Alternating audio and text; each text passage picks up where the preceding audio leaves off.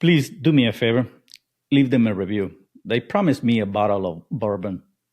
Hey everyone, welcome to the S.O.B Marketing Podcast, where we celebrate the S.O.B that you are, and if you haven't figured it out yet, we mean small-owned business. We don't mean S.O.B. Listen, we know that as a small business owner, you are working hard on the daily to keep your business fully operational while trying to promote it.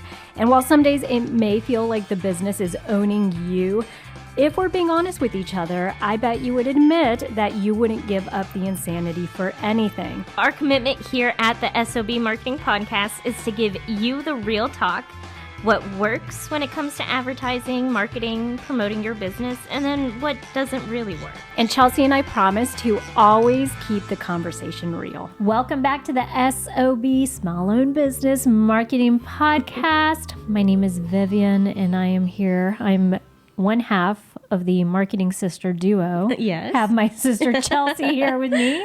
So you guys, we are excited to bring you guys another episode with a juicy topic, hopefully one that's going to help you out. Friendly reminder, if you have not subscribed already to this podcast, I'm going to give you 2 seconds to go ahead and hit pause and do it right now. Okay, you back? Did you do it?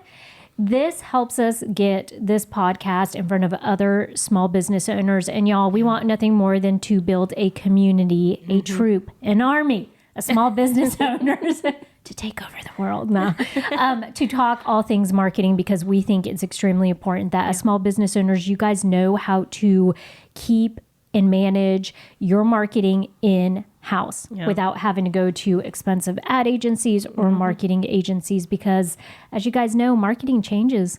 I mean, month to month, year to year, and you need to be able to just handle your marketing on your own. Absolutely. So Chelsea, what is our topic today? Okay, today... Before I forget, I always forget, TLDL, too long didn't listen. We have a chapter at the end of this podcast. If you're, on the run right now, you want to go ahead and listen to the synopsis of this episode. Go fast forward to the TLDL section. Too long didn't listen. Chelsea will give you a brief overview and then come back and listen to the entire episode, because I think, the conversation's where it's at, y'all. Yeah. You need to have context. Yeah, that'll be very helpful, especially for this one, because, y'all, today we are being a little introspective. We're taking a second, and we're going to talk about how to keep up with your marketing, handle your marketing, continue to do it when you're in a funk. Yeah, and if I'm being completely honest, y'all, I've been in a funk lately. I've been, in the struggle myself. So I get it. It's hard to show up when some days you're just tired. You're not, feeling it. So Absolutely. I'm not going to blame it on perimenopause or anything. I'm just going to, it's my own doing. But Chelsea's like, I don't even know what perimenopause is. I thought it was just menopause. You're too young for menopause. Yeah, perimenopause is the time before menopause. Like, apparently it's a big thing everyone's talking about these days. Well, how much before? Like, there's a lot of time before menopause. Yeah, well, but that's the thing is, okay, this is not that podcast, y'all. No, we're not. Yeah, so we'll talk about, I'll ask Vivian these questions later. Let's talk about getting out of a funk. Okay. With your marketing in particular. With your marketing in particular. If I'm being honest, I've been a little funky too. Yeah. It's just, sometimes, y'all, it's really hard to be creative. Well, and especially when I think let's just be upfront about being a small business owner in 2025. It is not like being a small business owner in 2010, not even in 2015. No. What has happened over the years is that we are no longer just expecting small business owners to show up as, hey, the person that's responsible for running the business and managing all of the behind the scenes stuff. But now you guys also have to have a public facing persona. You guys also have to be interesting and have multi-dimensional personality, even though all you want to do is sit in the back and make the big decisions, right? But now you're forced to come up with creative ideas because you're trying to stop the scroll. Yep. Right? So I think it kind of pushes people.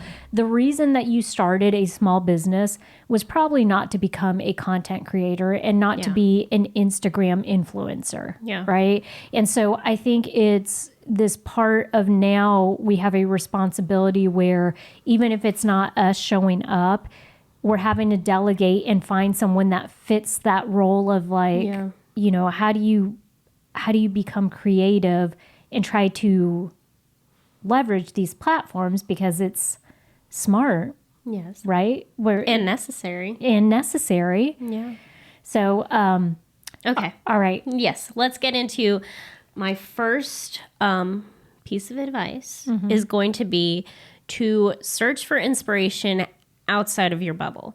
So look outside your industry, because it's great to look at what your competitors are doing, but sometimes that's not inspiring, that's not helpful. Then you can start doing the comparison game.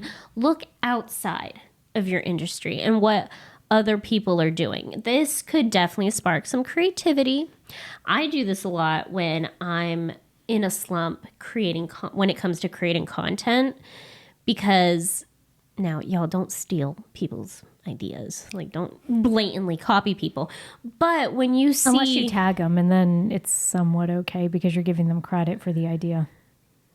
Like, if you see a reel that inspires you... Yeah. Okay, you can tag the original creator. Yes. There are nuances. My point is looking at what other people are doing can help you feel creative again. Yeah, and this isn't anything new, you guys. Like, this is stuff that people have been doing forever. Think of it. Now, it wasn't always tied to social media. This was pre-social media days. Okay, think of it this way. You know, these products, these services, where now they ship you clothing. Like, what's one of them? Like Stitch Fix. Okay, Stitch Fix. Where do you think Stitch Fix probably got the inspiration from? All right. It may have been Netflix back in the day when they were, you know, mailing out DVDs and stuff, or just any of these businesses that are bringing a product to you via a subscription base. All right. There, before the Stitch Fix and all that, there really wasn't a clothing line that was doing that. It wasn't tailoring, you know, outfits to your body and your personality and your preferences and then shipping it straight to your door. Yeah. And so if we didn't draw inspiration from other industries, I think a lot of the businesses that we love today just wouldn't be in existence, right? Because they were thinking outside their industry and outside the scope. Yes. And I'm glad that you bring up that it doesn't have to be about social media. Y'all, this doesn't have to be about social media. Is it very likely that that's where you're feeling the burnout and the funk? Because for social media, you have to create content constantly, and that's exhausting. This can just be for marketing in general. 𝑚ILD.com. Yes. For email marketing. If you're feeling like you're in a slump with your email marketing and you can't get creative with your emails, you can go to 𝑚ILD.com and you can see emails that other businesses are selling out, and you can use that to get creative. It does not have to be social media. I love that you brought this example up because that's one that I regularly use. We have a client that I send emails out for every week. Okay. And as you can imagine, when you're promoting one particular very specific product, it sometimes can get hard to generate new ideas. But the reason I like going to 𝑚ILD.com is it shows you the emails for bigger businesses or different types of businesses. So let's say I draw a lot of inspiration from these coffee brands that send out regular emails. And what I'm looking for a lot of times, I don't care what they're promoting or what the verbiage is. What I'm looking for is the fact that, like, they'll incorporate different types of features in there. So for example, a lot of them use GIFs. GIFs. GIFs. Okay, whatever. I mean, so the original creator came out and said that it's GIFs, but he's wrong, so it's GIFs. I mean, obviously, because you're right and he's wrong, right? Yes. Even though he created it. But so the GIFs, they will actually incorporate them at the top. And I thought, great, like there's probably a way. So I kind of keep that idea, put it in my back pocket. And then later on when I'm creating the emails down the road, I may not use it that week, but at least I have that source of inspiration where I'm like, oh, I know at some point if I wanted to show the product, I can create a GIF of it, a GIF of it. No, it's changing, of it changing, right? Or morphing. Yeah. And I could put that at the top of the email. And so I think it is important where if you have a treasure trove, Facebook ads library, you guys, if you did not know, if you're wanting to run an ad in Facebook, maybe this is where you're bumping up against that. What do you call it? When you can't think of ideas. Like roadblock, artist block, writer's block. Writer's block. Maybe that's where you're bumping up against it. Facebook ads has a whole library that you could go in and all you have to do is put the business name in there. It will show you all the ads that they ran within a certain year. And you can actually click on it and see the copy they used, the imagery they used, if there were certain colors. All of that is really important just because I think sometimes we could be our own worst enemy because we think we have to come up with the thing. It's okay to be influenced by other people. That's all right. Yes, absolutely. Also, Vivian, you don't have to create anything new. Yeah. Yeah. Repurpose your old content. People are not scrolling past like your first couple, like the first 10 reels that you have on your profile. People are not going to remember, even if they're following you, they're not going to remember a video that you posted like a couple of weeks or months ago. If it was a good quality video and you loved it and it worked really well, or you think that you can make some changes to it, go ahead and repurpose it. Yeah, I do think this is a biggie because first, I want to remind you guys, if nothing more, Chelsea and I are here to remind you, you make up the damn rules. Okay, you make up the damn rules. Okay, do not be putting these self-imposed rules on yourself where it's making it harder for you to do something. Great, you had a reel, you had a blog post that did really well, you had a YouTube video that did great. Could you repurpose it, or is there a version of that you could tweak just a little bit, make it fresh, make it new, and repurpose that content? Or lots of people do this, and I know you guys know what I'm talking about. On Instagram, they'll do the casual, here's a look back at exactly 1 year from now, and it's the video that made them go viral, so they're reposting it so they could, I don't know, get some more virality out of it.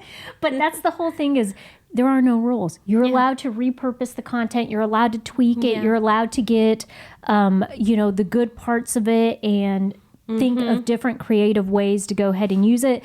If you find that a format along those lines, if a format is working extremely well, turn it into a series.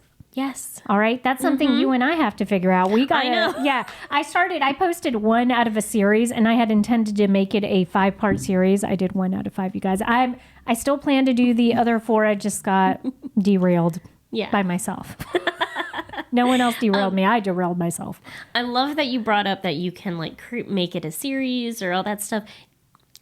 Go listen. If you have not listened to our episode about reuse, recycle, repurpose, go listen to that because there's nuance to this. There are different ways that you can repurpose something. Like you can take the information in your blog post, turn it into a reel.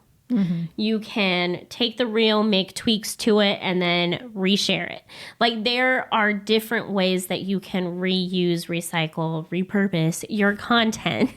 Isn't there a recycle, reuse, I guess that's... Reuse and recycle? Yeah, never mind. Is there another one? Is it 3? Reuse, recycle. No, it's recycle, reuse. Recycle, reuse.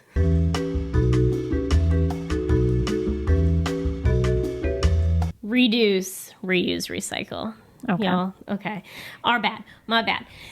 I was saying it like that because in the title of that podcast episode is like a play on that. So I will add it in the show notes, and I'll add it right here in the video if you're watching the video. So go listen to that episode because we help you guys figure out how to just repurpose all of the content that you've created, because I bet you've created a bunch of content. If you need a little nudge, you guys, while you're there, why don't you just go ahead and binge our entire podcast? That works too. just listen to all of the episodes, so that way when we refer back to previous ones, you already know, you're in the know. Yeah, okay, exactly. You know what we're referring to, because we do that pretty often around here. But we do. It's if anything, it's because marketing is all interrelated. Okay. Yes. You can't talk about one topic without bringing up like 3 other ones. Exactly. Absolutely. Also, this is a wonderful time to give yourself kudos.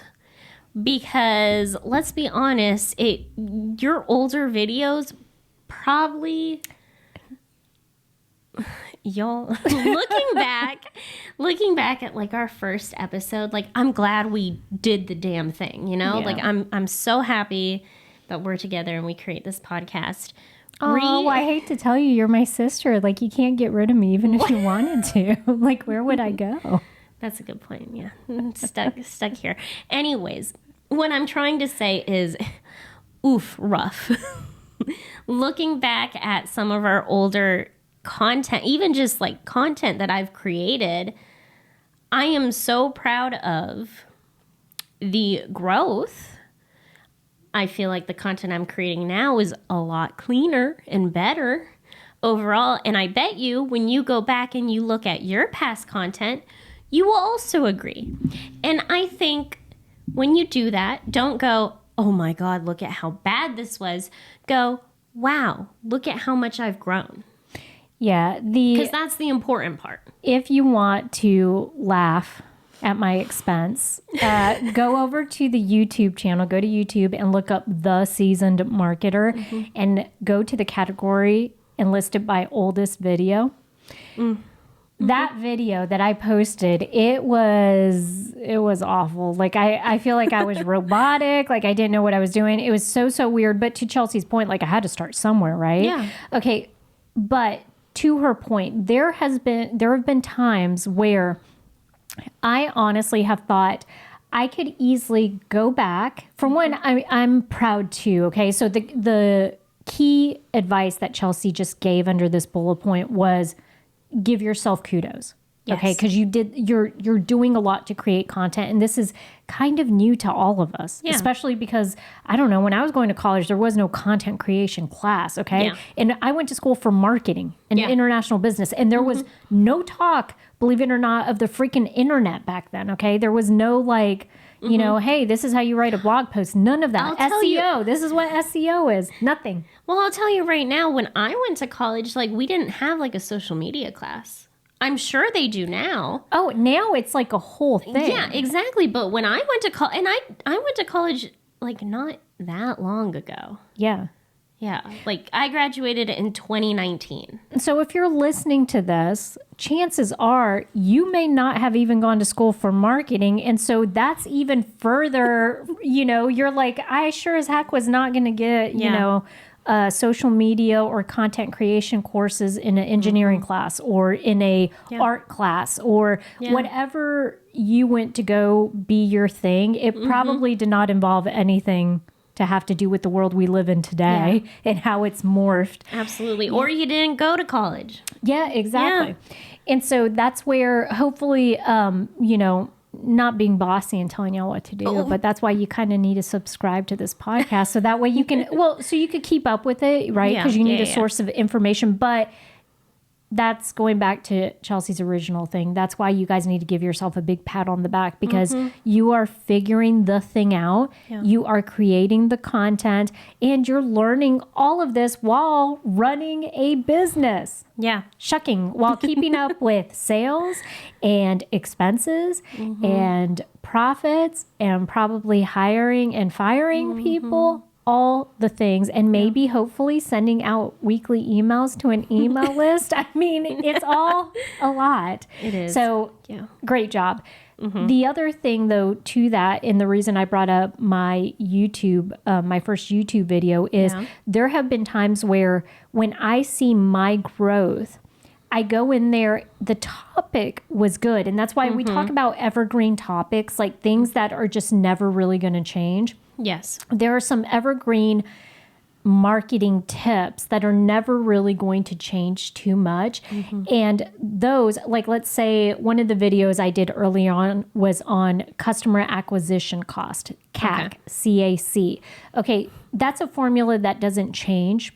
Why are you laughing? I just think that's so funny. CAC. CAC? Yeah. CAC. I'm sorry. That's a formula that doesn't change, right? And it's, as a small business owner, it behooves you to know what your customer acquisition cost is, because then you can appropriately decide which marketing channels will actually give you profit, right? Yeah. Like you need to make a little money off of it. Yeah. So I could easily go back and redo that same darn topic, probably use the same scripting, the same verbiage, and just present it better now because I'm a better presenter today than I was 7 years ago. Yeah.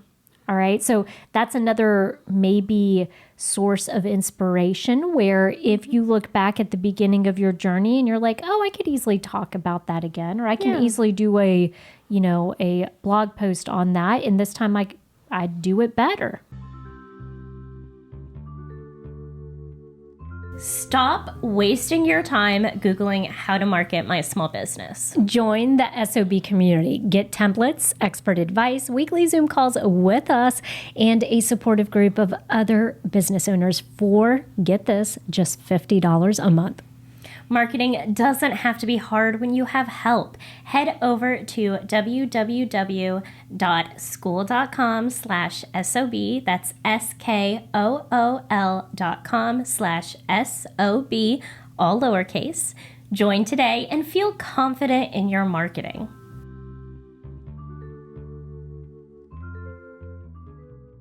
My next one, you've already kind of talked about, and it's go back to the basics. Kind of reflect a little bit. Now, yes, go back to the basics and look at your evergreen content, things that you can recreate that is going to be the same. I also want to go back to the basics and give yourself a second and think, what does my target audience want to see from me?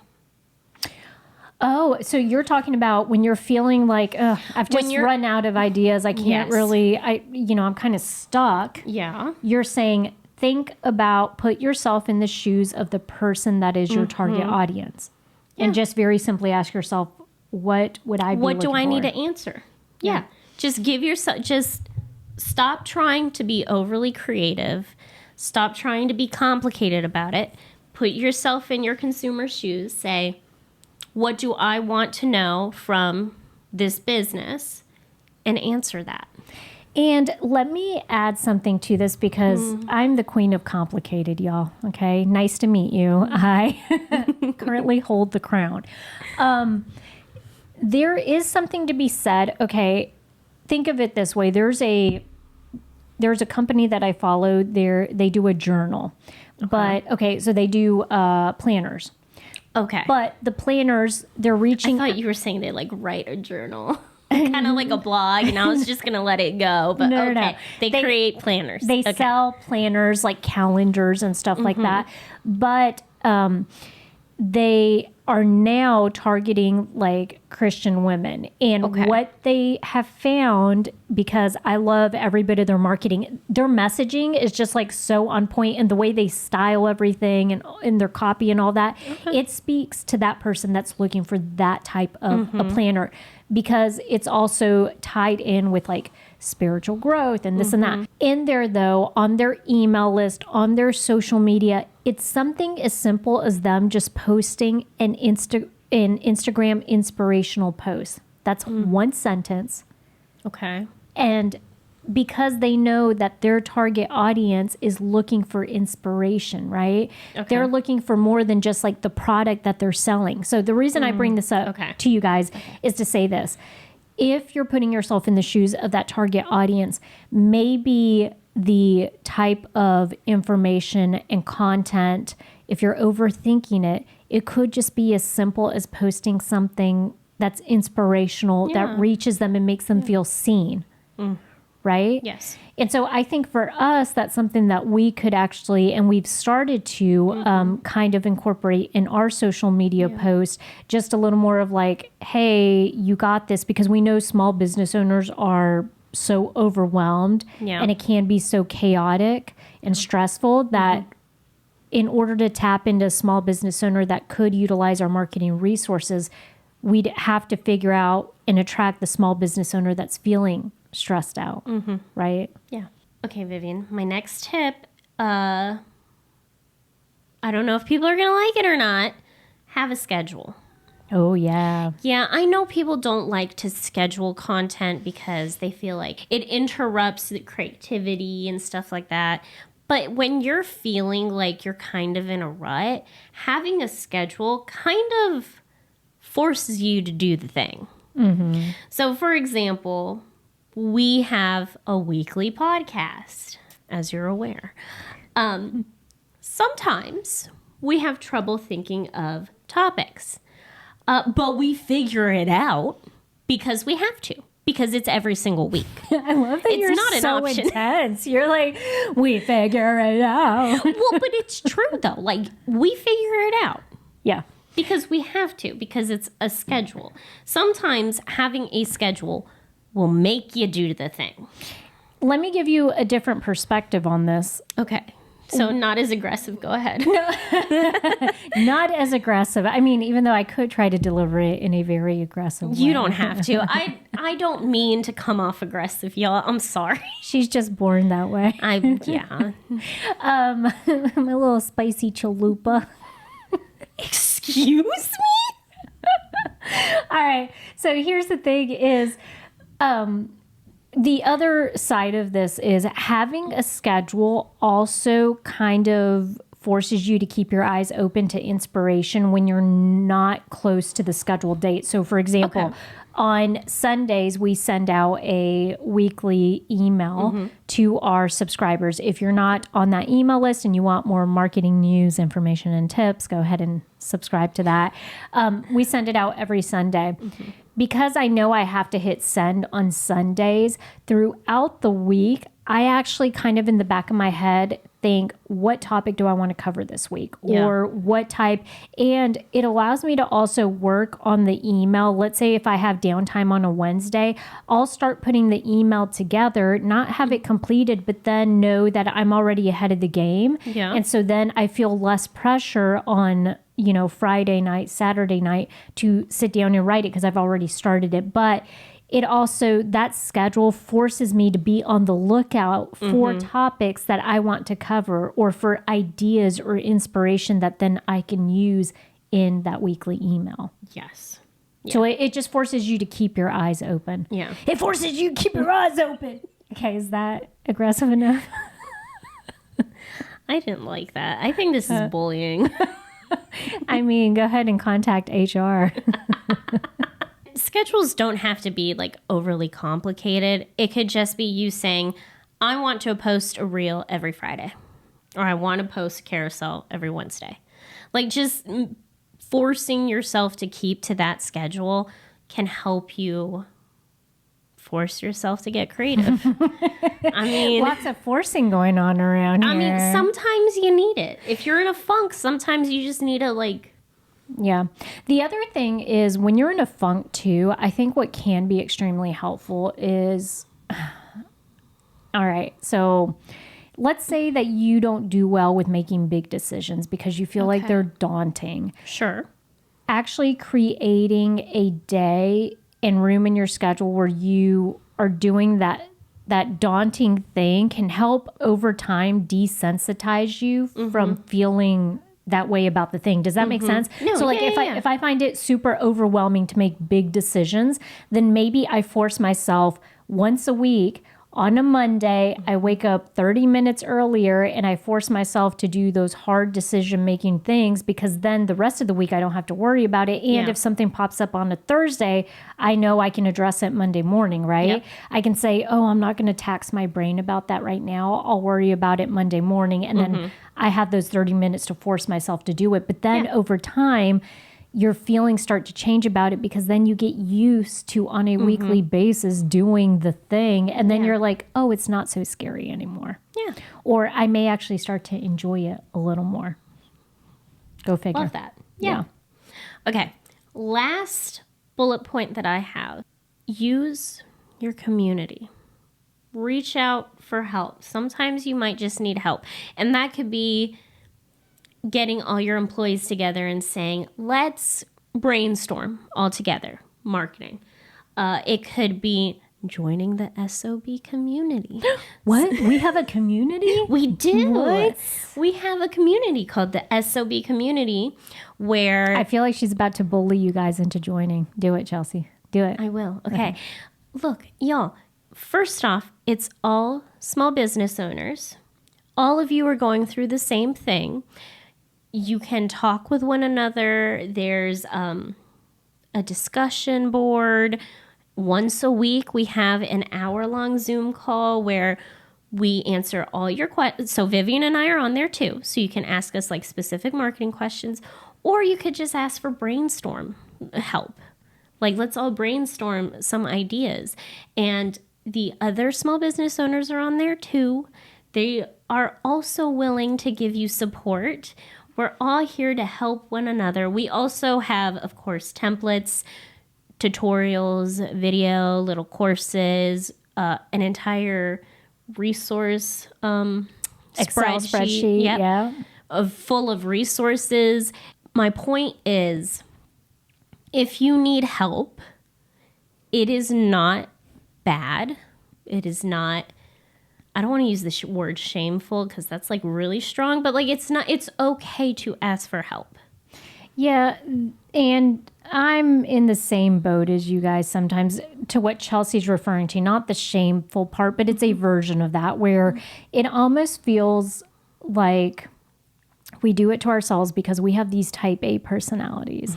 And we are so, I think we like being driven. We like having original ideas. There's a sense of pride in doing things on your own and figuring it out, which might be why you guys aren't outsourcing certain things. But this community, in any community, not just ours, but the reason Chelsea's saying, hey, you know, asking for help or taking a team approach is much better is because I think at our human basic level, we are not intended to go through things on our own. Yeah. Okay. We are people that we rely on community to help generate good ideas. We feed off of each other's energy. We feed off of each other's ideas. And I hate to tell you guys, if you think you're the smartest person in the room, you're wrong. Okay. You are wrong. And you are only going to get better.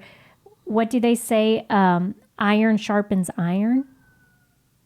I've never heard that. Yeah. Okay. It's like you only get better if you surround yourself by people that are going to raise your level of thinking. Okay. And what I love about our community in real life, like the day-to-day that happens week to week, is they show up either with questions, concerns, or ideas.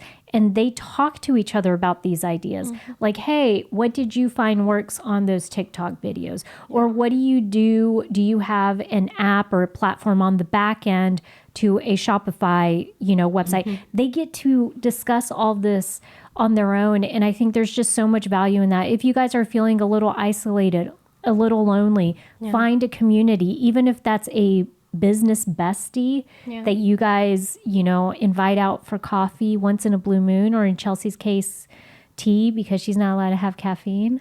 Then go ahead and do that. But just find people that are in the trenches too. Yeah. Doesn't have to be in the same industry, but someone that's going to understand that sometimes it can be hard and stressful to own a business. Yeah.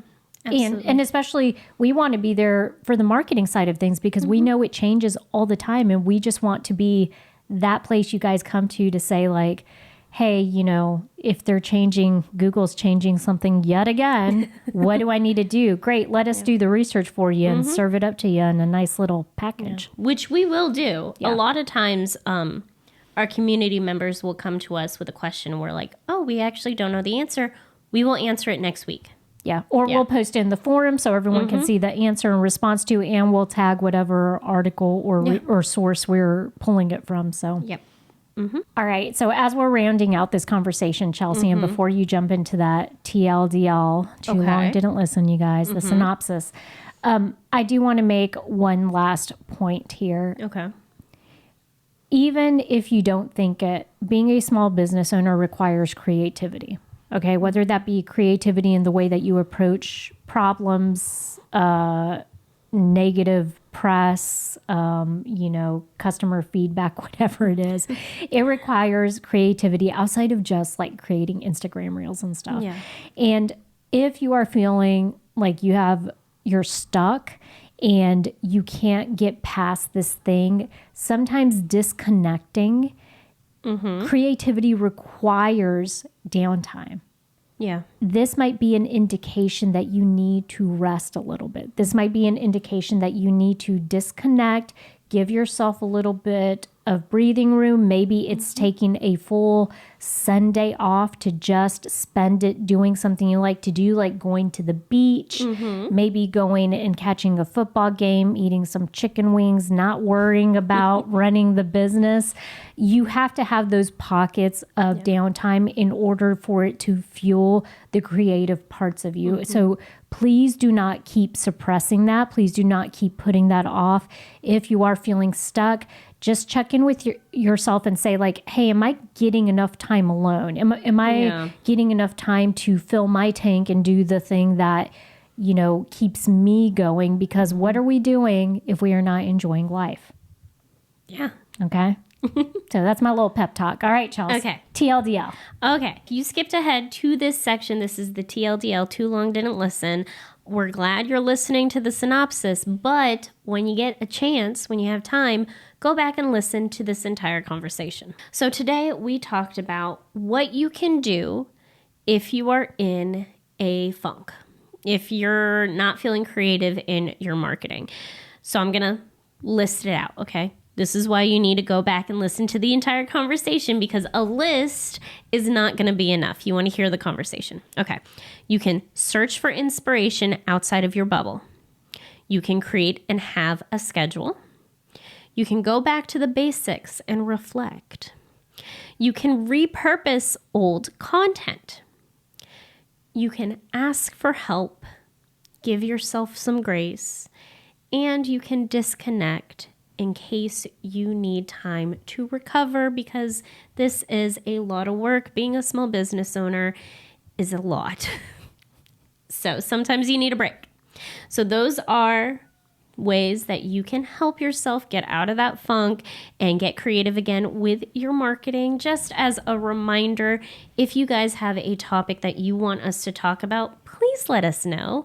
You can email us at help@theseasonmarketer.com. You can send us a DM on social media. We're at The Season Marketer.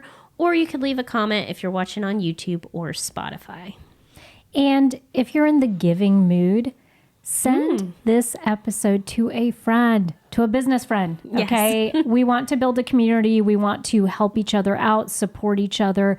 You know, you need to have someone that you can lean on. If you found this episode helpful, go ahead and share it with a business owner that you love. Yes. And go be the best SOB you can be.